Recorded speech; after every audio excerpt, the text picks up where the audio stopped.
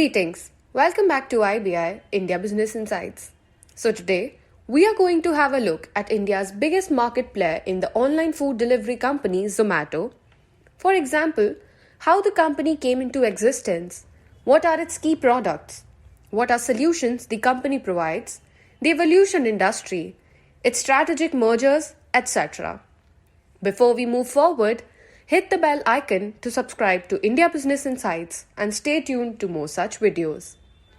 So while Zomato and Swiggy are household names in large parts of India, they operate in virtually all cities, large towns and many semi-urban areas. Now, let us have a look at the history of food delivery and how it has changed over time. 1889, the first pizza is delivered. 1890s, Dabbawalas deliver lunch to workers in India. 1922, Chinese food delivery arrives in America. 1954, Meals on Wheels launches. 1960, Domino's Pizza founded. 1994, Pizza Hut launches PizzaNet. 1995, Worldwide Waiter goes online. 2000s, food delivery goes mainstream. In India, we have had the well-known Dabbawalas since the 1890s, a service known as Waiter on Wheels, which delivered food from a few hundred cities in major cities, was also launched in the 1990s. How the food delivery system has evolved from Dabbawalas, Waiter on Wheels to Zomato, and how it has come a long way. So, we see food delivery has existed for a long time in India as well as globally. Even in India, individual restaurants in major cities have delivered food to customers in a limited area for at least 40 to 50 years. The first third-party food delivery platform in India was founded in 1996 and delivered food from several dozen restaurants in Delhi and perhaps other cities. It was called Waiter on Wheels. So what DoorDash, Zomato or Swiggy does happened in a limited manner for several decades. It is, however, smartphones, high-speed and reliable internet connections that created the infrastructure and environment for large-scale food delivery services. Zomato Media Private Limited was incorporated on January 18, 2010. Launched in Delhi, Zomato has grown from a home project to one of the largest food aggregators in the world. It not only connects people to food in every context, but it also claims to work closely with restaurants to enable a sustainable ecosystem. While Zomato started as a restaurant information and booking website and later an app, today Zomato is an online platform enabling food ordering and delivery solutions. Through its web and app-based platforms, users can discover restaurants, browse menus, and order home delivery. Its platform features include tracking delivery, food preparation status, providing ratings, and reviews for restaurants and food. It also allows the customers to reserve tables online, order takeaways, and search for items based on location, restaurant, cuisine, and offers. Its app is available across both Android and iOS platforms. Zomato started in 2008 as a restaurant discovery platform offering users the ability to access restaurant menus and post online reviews. It provided a range of value-added services for both its restaurant partner and end customers. Its vertical integration enabled to grow its revenue across its line of business, namely dining out and delivery. Zomato was an early internet startup that expanded rapidly in the international markets. In the past 10 years, the company both scaled and rolled back its operations. While many companies got into the food delivery business, some with small local operations, others with citywide or multi-city operations, almost all of them struggled and only some of the very well-funded operations have survived. Zomato is the only company in this space that is listed. Zomato has a competitive advantage over its rivals in terms of technology and in funding. It raised a huge sum of money, over INR 9,000 crores in its IPO last year. The company was founded in 2008 as Foodie Bay a food listing platform by Dipendra Goyal and Pankaj Chadda. By 2011, just 3 years after it was founded, Zomato became the go to place for restaurant search and discovery. In the years since, it has been extensively expanding its operations, foraying into new categories and markets, and launching new services and offerings to emerge as one of the category leaders in the space. In the past 2 years, the company has elevated Gaurav Gupta, its food delivery division head, Mohit Gupta, and its chief people officer, Akriti Chopra, as co founders, along with CTO Gunjan Patidhar and CEO Dipendra Goyal, who continue to scale the business after Pankaj moved on from Zomato in 2018. Let us look at some of the landmark events in the history of Zomato. In 2008, the launch of the food listing platform Foodie Bay.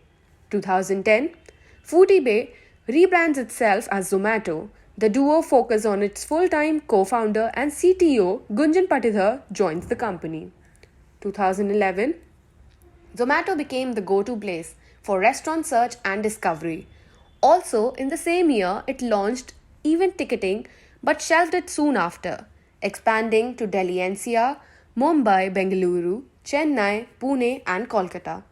2012, built the first Android and iOS app, Zomato went international and expanded into UAE, Sri Lanka, Qatar, the United Kingdom, the Philippines, and South Africa in 2012. 2013, raised over $16.7 million from InfoEdge.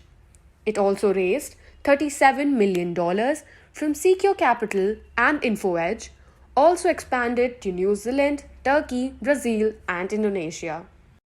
2014, Zomato acquired Menumania for an undisclosed sum, acquired Poland-based restaurant search service Gastronoshi for an undisclosed sum, and Italian restaurant search service Sibando, raised over $60 million at a post-money valuation of $660 million.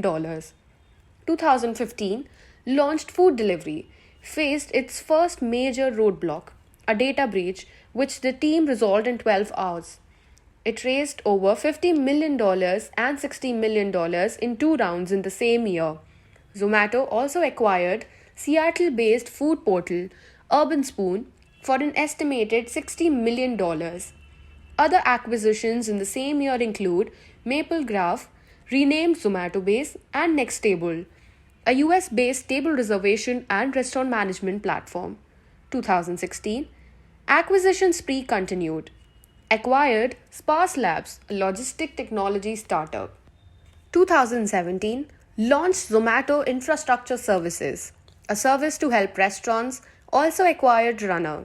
2018, became a unicorn, raised over $180 million and later $210 million from Alibaba's Ant Financial, valued at $2 billion.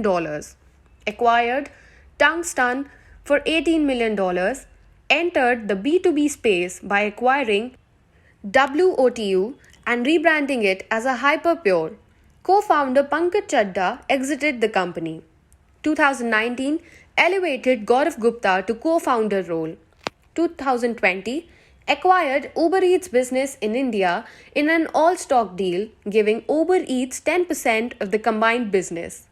Raised $62 million from Temasek. Zomato raised $52 million from Quora, a US-based investment firm. Launched grocery business Zomato Market. Elevated Mohit Gupta to the co-founder role. 2021, Zomato raised $250 million, signed a deal with Grofers to invest nearly $100 million in the online grocery firm by acquiring 9.3% stakes of the company. Elevated Akriti Chopra to the co-founder role.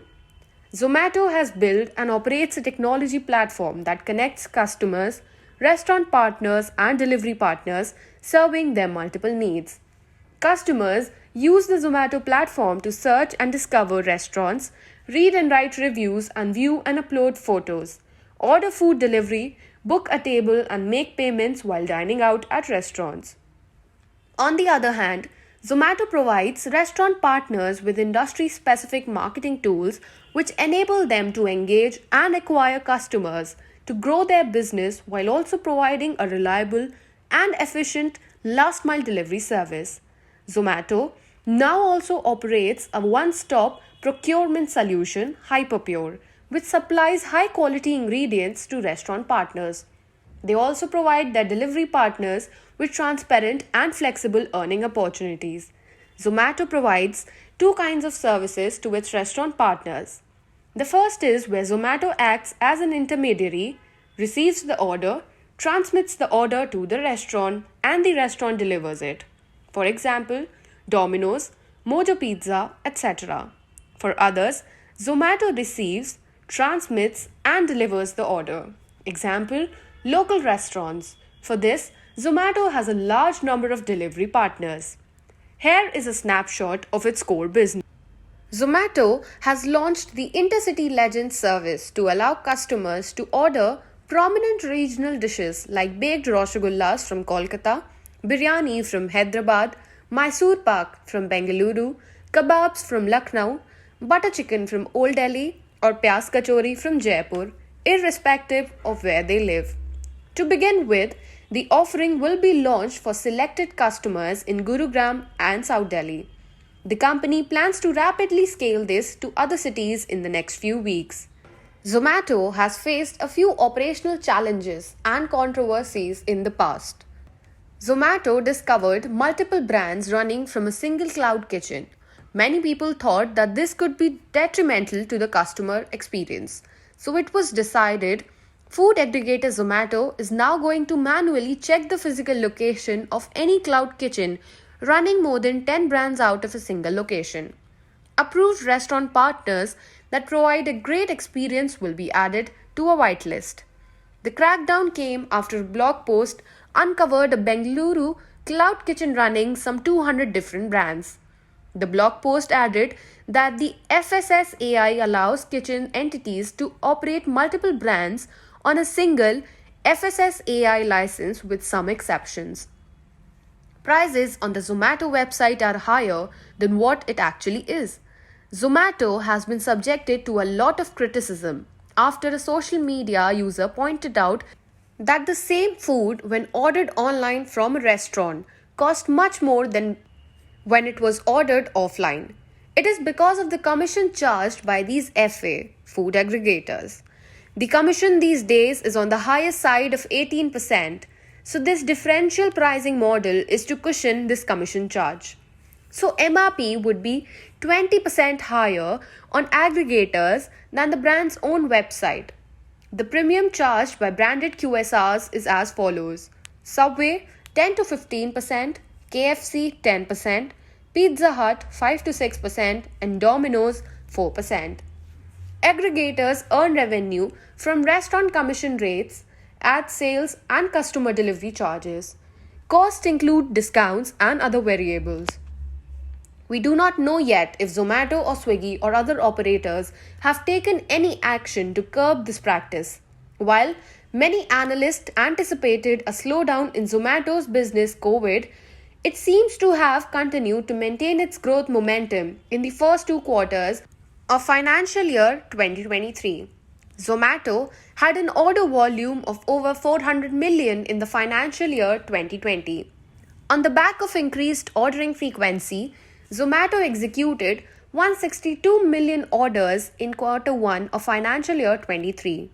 The order value remained stable in the recent quarters at around INR 398 per order.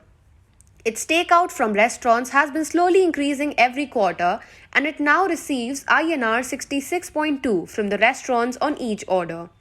It also charges roughly INR 22 to 23 as delivery fees and pays its delivery partners about 34 to 38 INR as delivery charges to its delivery partners, while discounts to a customer have on average been around 16 to 18 INR per order.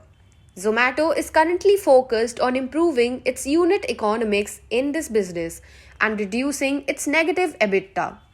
While the non-food business is increasing much more rapidly, its margin on these businesses tend to be much lower than its food delivery businesses, where it is nearing EBITDA break-even.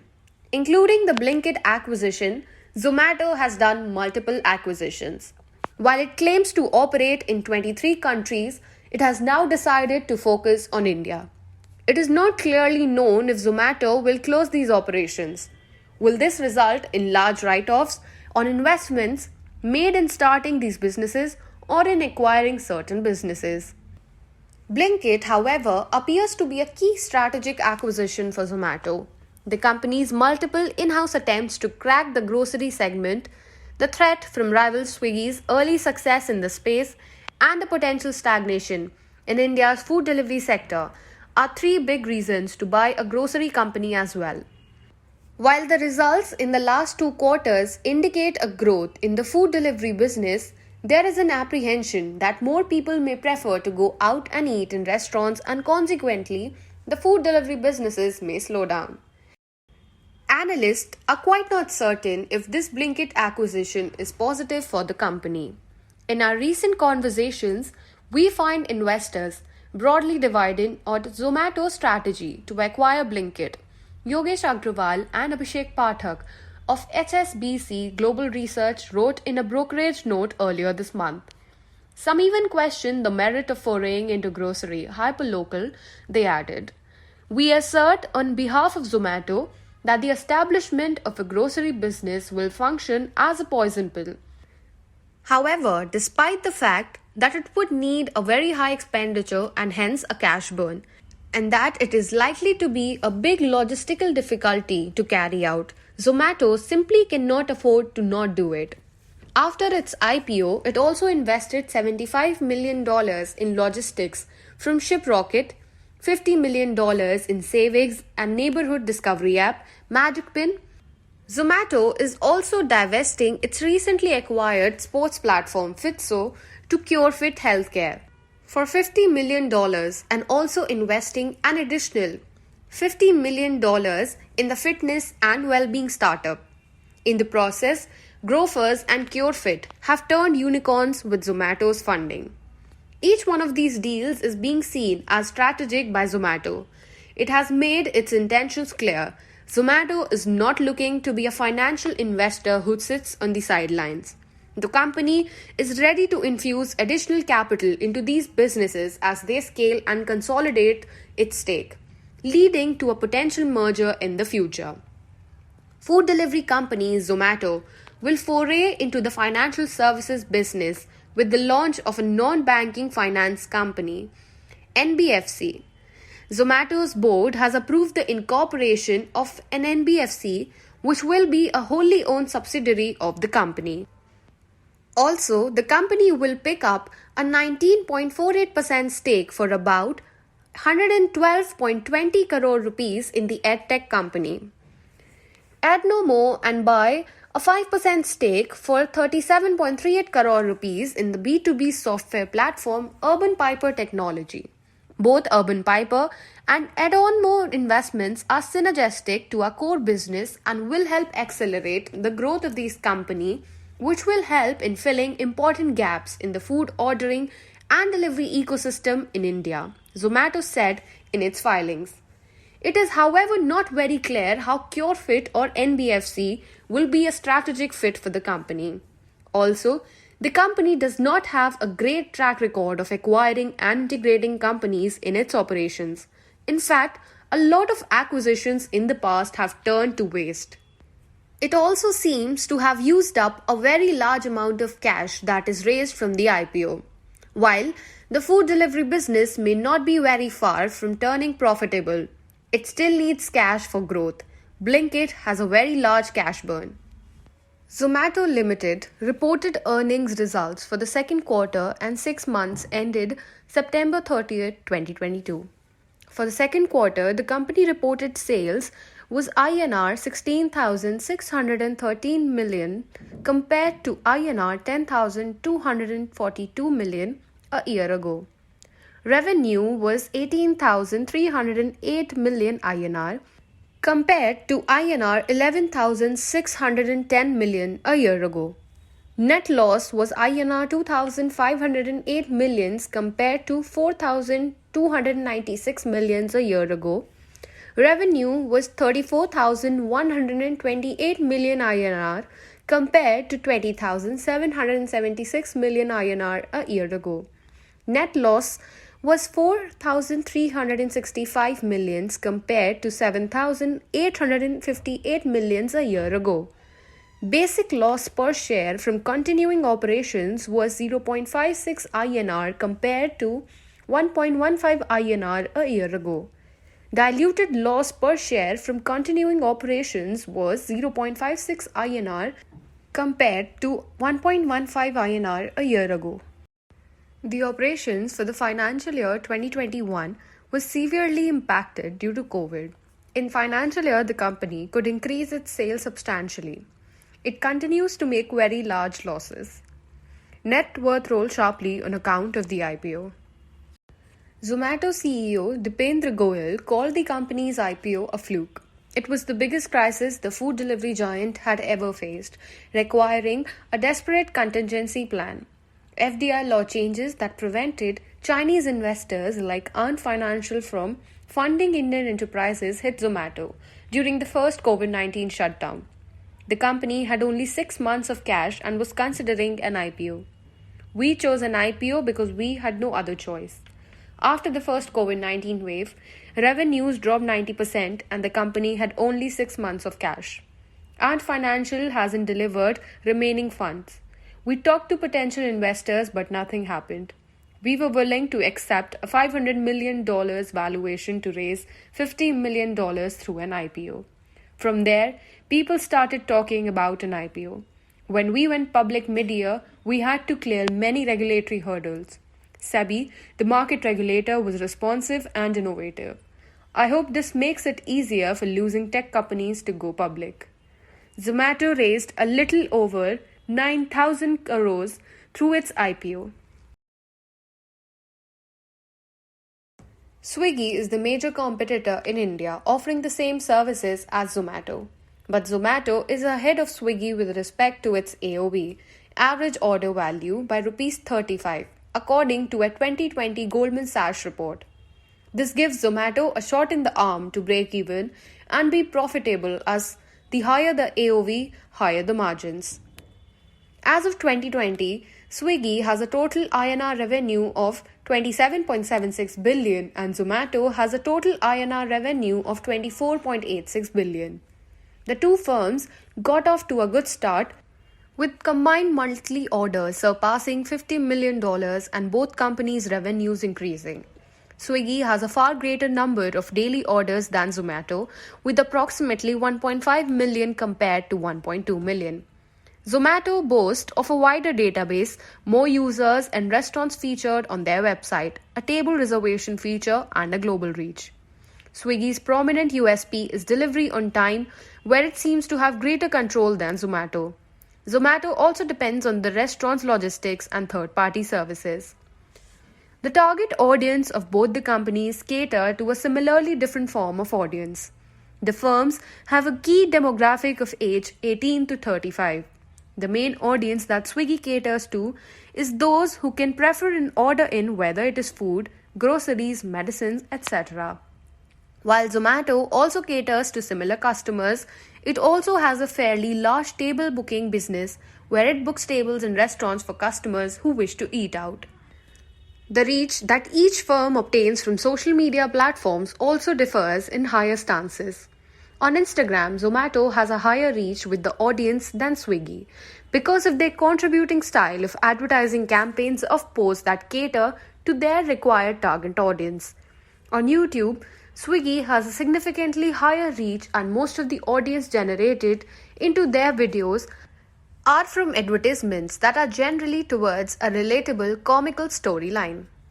Even on the application, Zomato shows more prominence to follow with the restaurant reviews, ratings, or to order, whereas Swiggy has their application centered around eco-friendly delivery of groceries and medicines, etc. As simple as it is, cutting-edge technology makes the entire process even easier, resulting in a better user experience. Though Swiggy is behind Zomato in the race at second position, it has the rating 4.3 out of 5 with 50 million plus downloads and 2 million reviews. Their positive score is because of on-time deliveries, offering coupon codes for discount and having more services apart from food. Negative points are poor customer support that seems to give a bad impression among the users. It is too early to say which of the two will dominate the markets. While Swiggy, according to some, has a better app and is more efficient in deliveries, Zomato raised a large pile of cash thanks to its IPO. We will find out in a few years who pulls ahead. Thank you for watching. If you like this video, do let us know in the comment section below.